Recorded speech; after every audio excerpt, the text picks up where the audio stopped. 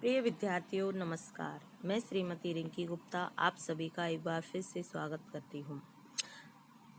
पिछले अध्याय में जैसा कि हम भारतीय दर्शन की विशेषताओं का अध्ययन कर रहे थे, उसी कड़ी में आज हम आगे उन्हीं भारतीय दर्शन उसकी विशेषताओं का अध्ययन करेंगे।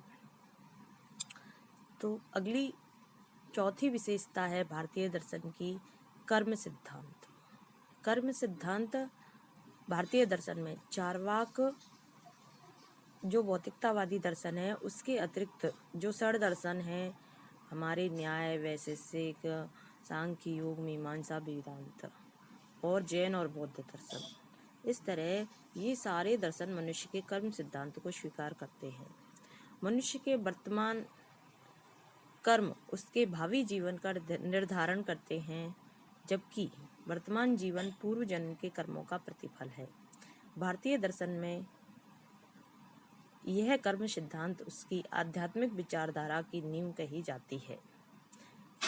यह आध्यात्मिक विचारधारा की नींव कैसे कही जाती है?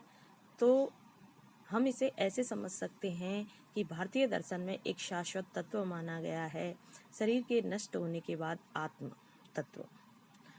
तो आत्म जो शाश्वत तत्व है वह उन्हीं कर्मों के फल को अपने वर्तमान जन्म और आने वाले पूर्व जन्म के कर्मों का परिणाम वह आत्म तत्व अपने वर्तमान जीवन में प्राप्त करता है तथा वर्तमान कर्मों का परिणाम वह अपने आने वाले अगले जन्म पुनर्जन्म में प्राप्त करता है। पांचवी विशेषता है कि पुनर्जन्म की जो विशेषता है वो भारतीय दर्शन की प्रमुख विशेषता है। तो यह भी चार्वाक के अतिरिक्त सामान्यतः सभी दर्शनों में मानी गई है। पुनर्जन्म का जो विचार है भारतीय दर्शन में कर्म के सिद्धांत और आत्मा की अमरता के विचार को प्रतिपुष्ट करता है। भारतीय दर्शन में स्वीकारा गया है कि मनुष्य की देह नाशवान है परंतु आत्मा अमर है।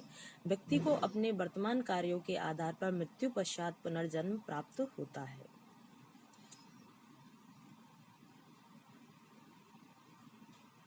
छठवां सिद्धांत है मनुष्य के दुखों का कारण सभी ने अज्ञान को माना है।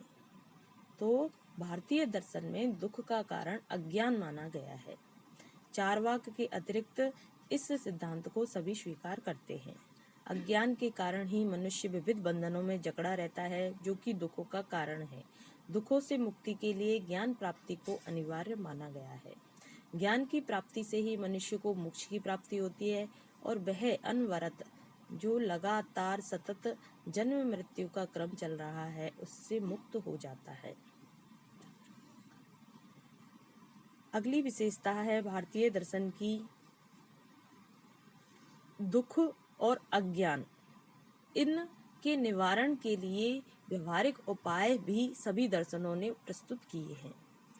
तो ज्ञान के माध्यम से मोक्ष प्राप्ति के साथ साथ प्रमुख रूप से दुख का अज्ञान का निवारण ज्ञान माना गया है, परंतु उसके साथ साथ उन्होंने व्यवहारिक प्रक्रियाओं का प्रतिपादन भी किया है।